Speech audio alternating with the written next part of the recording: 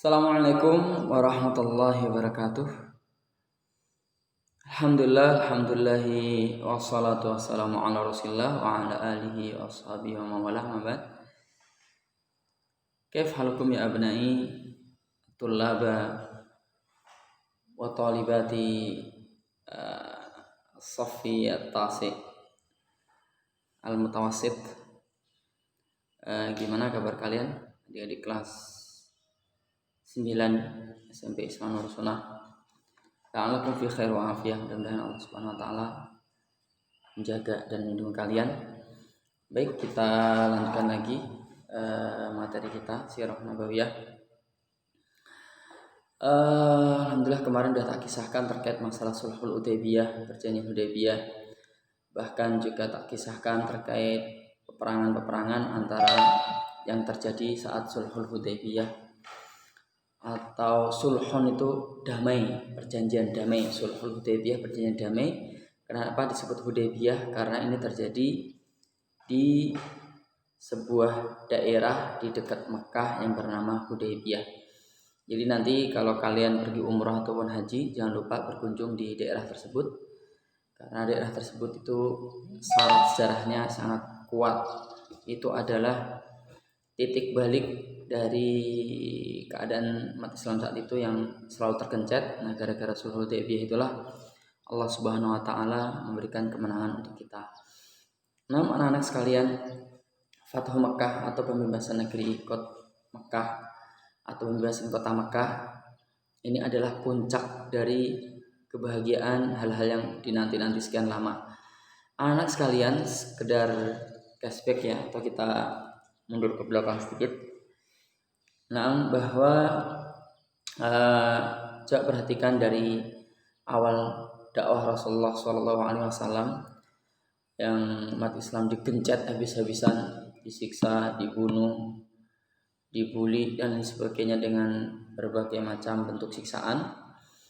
Bahkan terusir, Rasulullah pun terusir dari Makkah pindah ke Madinah, sampai Rasulullah itu pernah bersabda, kata beliau, fima makna ya, ada sebuah ucapan yang sanad kepada Rasulullah yang bunyinya itu, lau ma ukhrijtu lama kharajtu.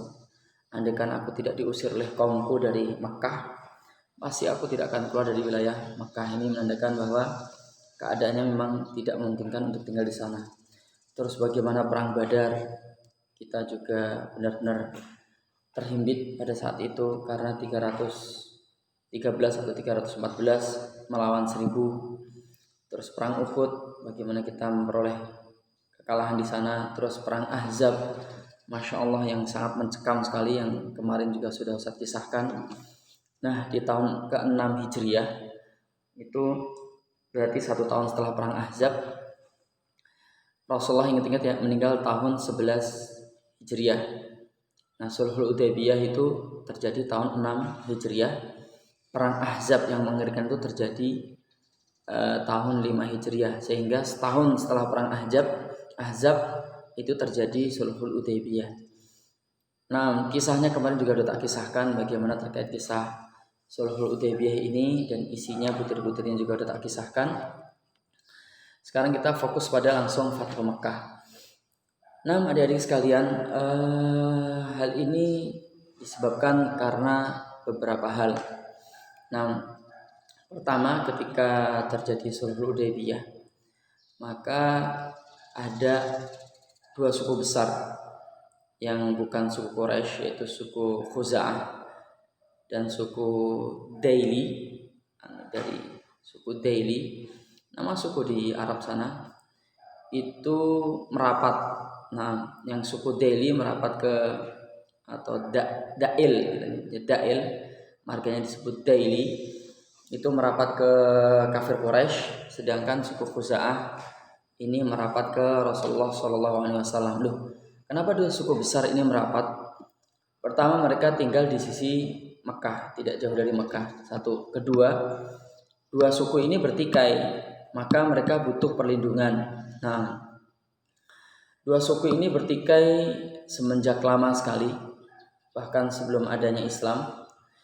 Mereka bertikai karena sebuah hal, yaitu singkat cerita ada orang Hadrami itu daerah Yaman sana, sebuah kota di negeri Yaman.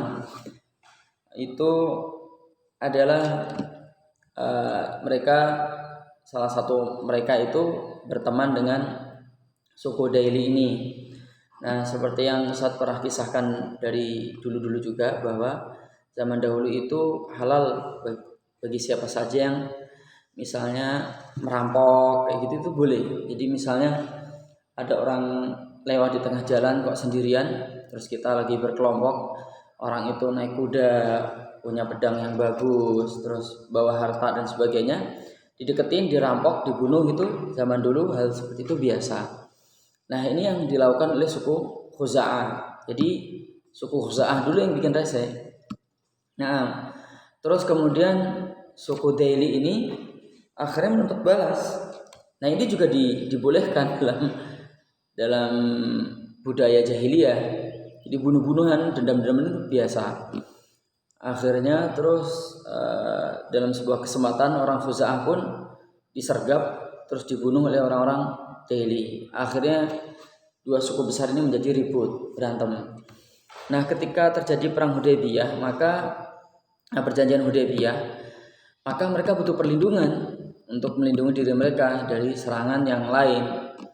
Maka supaya aman, karena perang itu tidak enak, dikit-dikit mencekam, mau keluar itu takut dikeroyok dan sebagainya, maka mereka berdua, dua suku besar ini, Khuza'ah dan Daili, pro ke kubu yang berbeda. Suku Khuza'ah ini pro dengan Rasulullah karena melihat bahwa umat Islam ini paling bisa untuk menepati janji, paling bisa untuk melindungi dan lain sebagainya, dan jumlahnya selalu bertambah. Terus kemudian suku Daili ini lebih memilih orang-orang kafir Quraisy karena mereka yang menguasai Mekah, mereka yang berkuasa, jumlahnya juga lebih banyak, terus pendukungnya juga lebih banyak. Terlebih lagi di sana ada Abu Sufyan yang merupakan pemimpin Quraisy dan juga pemimpin kabilah Kinanah. Nah, Kinanah ini adalah suku besar yang lahir diantaranya itu dari suku ini, yaitu Rasulullah SAW. Karena Bani Hashim dari Kinanah, Bani Umayyah dari Kinanah juga. Nah, anak-anak sekalian, kita lanjutkan lagi. Terus kemudian dari suku Khuza'ah ini ternyata ketika sudah terjadi perjanjian Hudaybiyah, suku Khuza'ah dengan suku Daili ini masih ribut. Nah, sampai tadi udah tak kisahkan ya, ributnya mereka sudah bertahun-tahun, sampai orang-orang Quraisy sendiri, dalam hal ini orang-orang kafir Quraisy maksud anak, itu membantu orang-orang Daili untuk memerangi Khuza'ah, memperkuat mereka dengan persenjataan. Bahkan konon disebutkan ada beberapa oknum kafir Quraisy yang merapat dalam pasukan orang-orang Khuza'ah, dalam orang-orang Daili untuk membunuhi orang-orang Khuza'ah. Maka terjadilah perang ribut gitu. Terus kemudian terbunuhlah beberapa dari orang-orang Khuza'ah. Maka saat terjadi itu, utusan Khuza'ah, sebentar tak bacakan namanya itu, utusan Khuza'ah mendatangi Madinah, mendatangi Rasulullah SAW. Namanya sebentar, Amr bin Salim. Nah, namanya Amr bin Salim, nggak usah dihafal nggak apa, insya Allah nggak keluar ujian. Terus kemudian dia pun bersyair di depan Rasulullah SAW. Bersyair itu kayak pantun gitu loh, mirip kayak pantun Arab. Karena di Arab itu cara mengungkapkan suatu kalimat, di Arab itu zaman jahiliyah hanya terkenal dua tok anak-anak. Pertama syair. Jadi untuk mengungkap syair itu sya'ara yash'uru kan artinya merasakan. Syair yang merasakan. Jadi mengungkapkan isi hati dengan bait-bait syair kayak gitu. Nah, terus satu lagi itu nasr. Nasr itu kayak khutbah, ceramah berapi-api. Jadi hanya ada 2 toh. Mereka nggak terbiasa dengan budaya menulis surat, nggak ada. Diawali oleh Rasulullah, jangankan ya, kalau menulis surat aja nggak ada, gimana dengan budaya menulis kitab? Nggak ada. Mereka bukan bangsa ahlul kitab atau bangsa yang suka membaca, karena banyak dari mereka itu yang ummi, tidak bisa baca, dan saat itu bukan sebuah aib.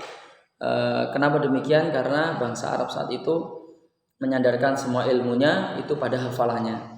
Justru yang punya catatan itu ada sisi aib, menunjukkan bahwa dia kurang kuat dari sisi hafalannya. Itu kan hanya uruf orang-orang jahiliyah zaman dahulu. Baik, ketika dia bersair, yang Rasulullah itu langsung faham makna syair tersebut. Lalu kata Rasulullah, nusirta ya Amr bin Salim, wahai Amr, kamu tertolong. Masya Allah, luar biasa nih. Nah, lalu Rasulullah pun mulai mengumpulkan informasi untuk Fathu Mekah, untuk menyerang orang-orang Quraisy, karena dia telah menyalahi janji. Jadi dalam syariat kita, orang yang berani menyalahi janji ya riwayatnya habis, kurang lebih itu. Maksudnya udah putus.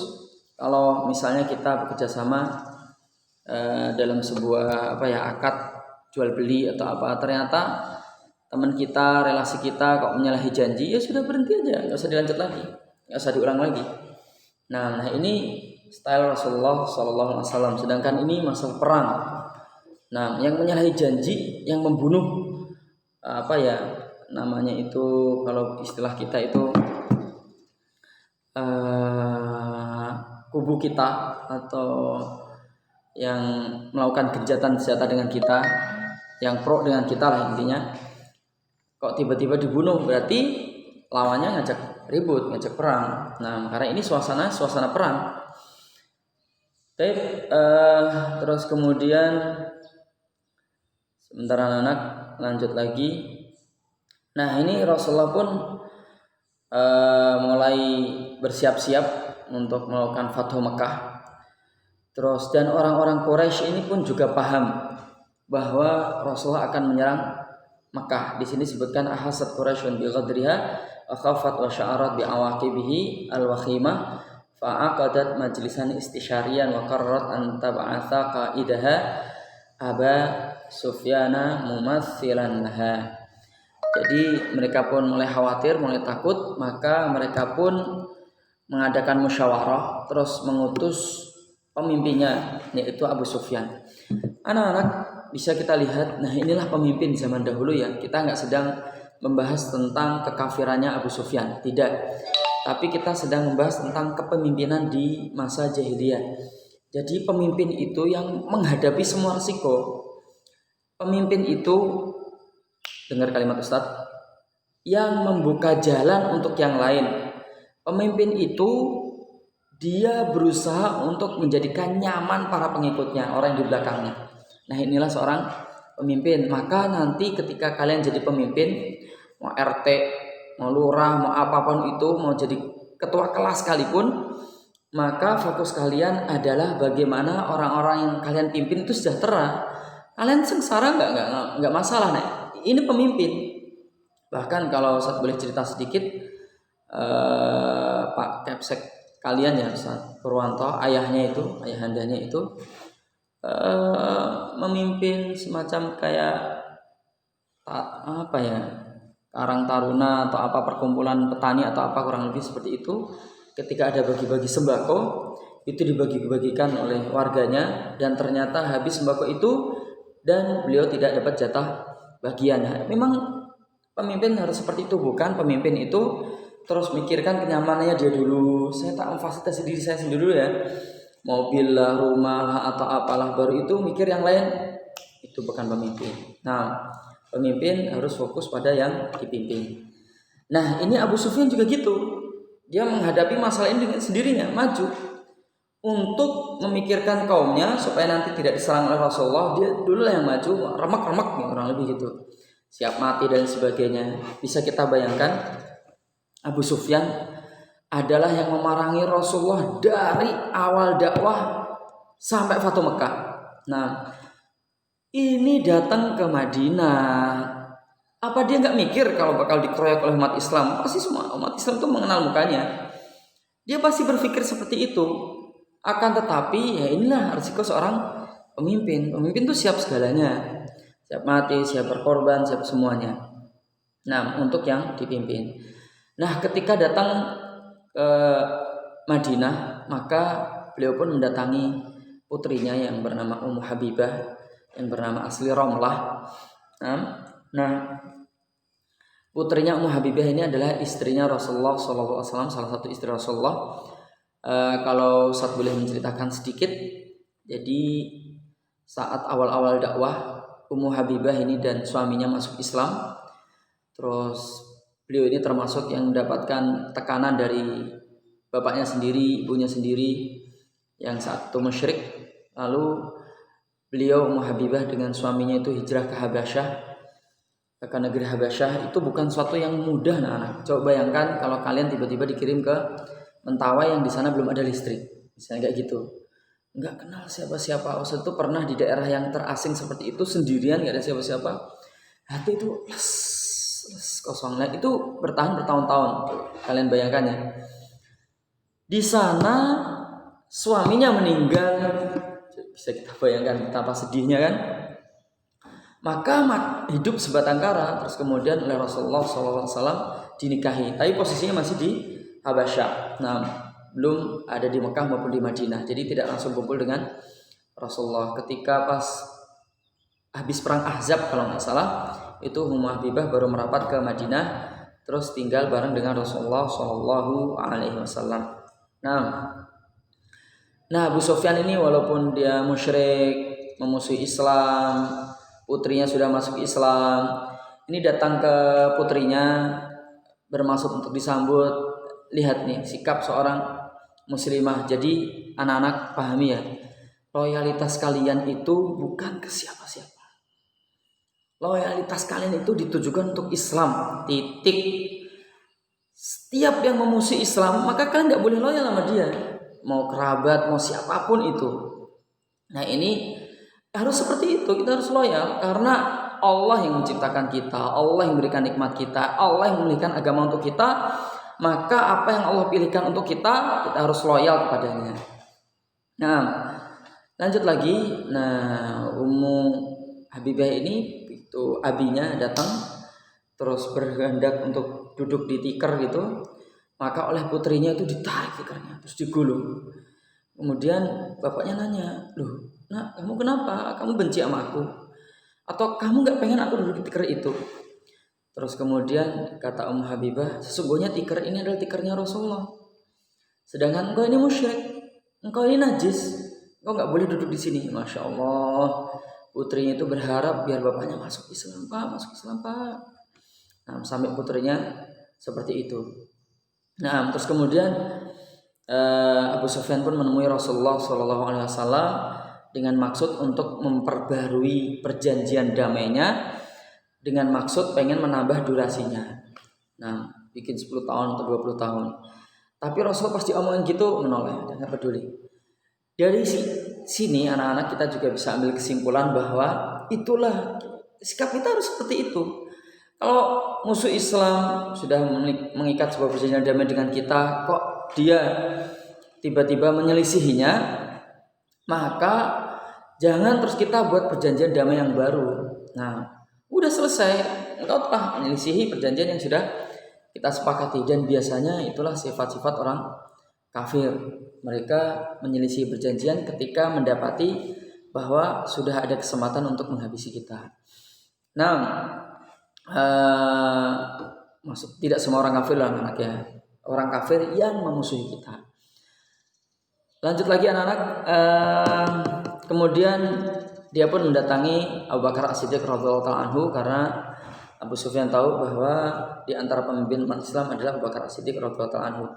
Lalu ternyata Abu Bakar pun sikapnya sama dengan Rasulullah, nggak peduli. Lalu mendatangi siapa itu? Umar bin Khattab radhiyallahu anhu, bermaksud untuk memberikan syafaat ya. Wahai Umar, tolonglah bantu ngomong ke Rasulullah untuk apa ya? biar tidak marah, untuk memperbarui itu perjanjian damainya. Terus kemudian Umar bin Khattab mengucapkan kalimat yang sangat masyhur. Kata Umar bin Khattab, sebentar, anak-anak, aduh lupa. Nah, ana ashfa'u lakum ila Rasulullah sallallahu alaihi wasallam. Apakah aku harus memberikan syafaat untuk kalian orang-orang kafir kepada Rasulullah sallallahu alaihi wasallam? Lalu kata Umar bin Khattab melanjutkan lagi omongannya, fa wallahi law lam ajid illa dzarra la jahadtukum bihi. Demi Allah, andaikan aku enggak mendapati apa-apa, enggak punya pedang, enggak punya perisai, enggak punya tombak, enggak punya panah, enggak punya apa-apa, illa dzarra, kecuali anak semut. Anak semut, la jahadtukum, kata siapa itu, Umar bin Khattab, bihi, pasti aku akan memerangi kalian dengan anak semut itu. Masya Allah. Ini lihat Islam bagaimana teguhnya Umar bin Khattab radhiyallahu ta'ala anhu. Lalu kemudian Abu Sufyan pun udah nyerah dari Umar bin Khattab, tahu orangnya keras kayak gitu, maka dia mendatangi Ali bin Abi Thalib radhiyallahu ta'ala anhu. Nah, Ali, Rasulullah, Hamzah, Abu Sufyan itu masih satu keluarga dekat. Nah, kalau boleh tak runtutkan anak-anak ya. Jadi Abdul Manaf itu punya 2 putra, namanya Hashim dan Abduddar. Hashim ini nantilah yang beranak pinaknya itu menjadi nanti di bawahnya itu ada Rasulullah SAW. Sedangkan Abduddar ini saudara kembarnya Hashim, itu ke bawahnya itu nanti ada Bani Umayyah. Nah, turunnya terus ke Abu Sufyan. Jadi nasabnya dekat sekali. Adapun nasab Rasulullah ketemu dengan Khalid bin Walid, Abu Jahal dan sebagainya ini jauh sekali. Karena Abu Jahal, Khalid bin Walid, Khalid bin Al-Mughirah ini dari suku Makhzum, Bani Makhzum, marganya Makhzum, dan ini ketemu nasab dengan Rasulullah agak jauh. Tapi kalau Rasulullah dengan Abu Sufyan nasabnya ketemunya dekat sekali. Nah, kemudian mendatangi Ali bin Abi Thalib radhiyallahu ta'ala anhu. Nah, dan saat itu sedang ada Fatimah, ada Hasan, terus ada anak yang sedang di sini disebutkan gulamun yadubu baina yadayhima. Anak yang sedang latihan merangkak, mungkin maksudnya adalah Al-Husain. Nah, faqala, lalu siapa ini? Abu Sufyan pun berkata, ya Ali, wahai Ali, innaka amsil qauma bi rahimah. Sungguhnya engkau ini adalah kaum maksudnya orang ya, bi rahimah, rahmah. Engkau itu punya hubungan kekerabatan dengan kami. Engkau punya hubungan tali persaudaraan dengan kami. Cakap kan? Faqala, dia melanjutkan lagi, wa inni qad ji'tu fi hajatin. Seperti yang kamu tahu, aku datang kepadamu itu karena ada sebuah perlu. Nah, fala arja'anna kama ji'tu khaiba. Maka jangan sampai aku pulang ke mana itu, ke Makkah, seperti aku datang yang nggak dapat apa-apa. Jadi nggak boleh, jangan sampai aku pulang dengan tangan kosong lah, kurang lebih gitu. Ini juga keren anak-anak. Kalian kalau punya tujuan apa-apa, sudah mengerjakan apa-apa, jangan sampai tidak ada hasil. Itu jangan, harus ada gigi. Nah, terus kemudian dia melanjutkan, isfa'li ila Muhammadin. Coba syafaati aku di sisi Muhammad. Nah, di sisi Rasulullah maksudnya. Faqala wahak. Lalu Ali pun mengatakan, wahak, aku piye toh, kalau bisa Jawanya gitu. Kamu enggak paham ya Abu Sufyan? Wahai ya Abu Sufyan, ya Abu Sufyan, kamu enggak paham ya, enggak ngerti ya? Laqad azama Rasulullah sallallahu alaihi wasallam ala amrin ma nastati'u an nukallimahu fi. Rasulullah itu telah berazam, bertekad bulat atas sebuah perkara, kita enggak tahu perkara apa itu, yang kami itu enggak bisa ngajak ngomong beliau. Anak-anak bisa kalian bayangkan ya. Ini strategi. Jadi kalau kalian punya sebuah rencana besar, jangan ember. Saya pengen ini. Nggak kesampaian. Jadi usahakan kalian berazam yang kuat, terus kemudian arahnya itu mau ngapain, diam terus, nggak usah banyak cincau itu nggak usah banyak ngomong. Nah, terus kemudian Abu Sufyan pun melihat ke arah Fatimah. Faltafata Abu Sufyan ila Fatimah, maka Abu Sufyan melihat ke arah Fatimah, maksudnya putri Rasulullah ya. Faqala, lalu si Abu Sufyan ini berkata, hal laki anta muri ibnaki hadza fayujiru bainan nas fayakunu sayyidal arab ila akhir dahr. Bisa enggak kamu ngomong ke anakmu ini, nah yaitu Al Hasan, untuk menjamin manusia, maksudnya orang-orang Quraisy, melindungi darahnya untuk tidak diperangi dan seterusnya. Nanti anakmu ini akan menjadi pemimpin Arab, sampai hari kiamat. Mantap kan? Siapa yang nggak mau gitu kan? Faqalat, lalu Fatimah ini mengatakan, wallahi ma yablughu ibni dzaka ayyujira bainan nas. Demi Allah, anakku ini belum mampu untuk melindungi manusia, ini masih bocah, masa menjamin kan? Masih terlalu bocah lah Al Hasan ini. Terus kemudian wa ma yujiru ahadun ala Rasulullah sallallahu alaihi wasallam, dan tidak ada yang bisa menjaminkan seorang atas Rasulullah sallallahu alaihi wasallam. Maksudnya bagaimana? Jadi misalnya seperti ini, wahai Rasulullah, orang ini tak lindungi ya, tolong jangan diapa-apakan. Nah itu kalau ngomong kayak gitu ke Rasulullah nggak bisa, orang itu kalah kelas. Nah Rasulullah pasti kalau nolak nggak bisa apa-apa. Tapi kalau ke yang lain mungkin, ini udah tak lindungi ya, kalau kalian apa-apa nanti saya akan bertindak. Nah itu kalau mungkin. Tapi kalau ke Rasulullah tidak. Nah, tapi anak-anak udah 27 menit. Insya Allah tak lanjutkan lagi kisahnya. Nanti Ali bin Abi Thalib radhiyallahu ta'ala anhu akan ngasih saran yang indah kepada Abu Sufyan untuk melindungi kaumnya dari Fatu Mekah dan seterusnya. Ini sifatnya ya ada hubungan kekerabatan dan sebagainya, sebagai nasihat aja ya. Nanti Abu Sufyan ngemis-ngemis kepada Ali bin Abi Thalib radhiyallahu ta'ala anhu harus ngapain. Nah, kurang lebih gitu anak-anak yang bisa saya sampaikan. Udah lama ya, udah 27 menit. Nanti kita lanjut di pertemuan berikutnya. Saya kira cukup ya. Nanti kita lanjut lagi. Kita tutup dengan bacaan doa kafaratul majlis. Subhanakallahumma bihamdika asyhadu an la ilaha illa anta astaghfiruka wa atubu ilaik. Assalamualaikum warahmatullahi wabarakatuh. Ila liqa.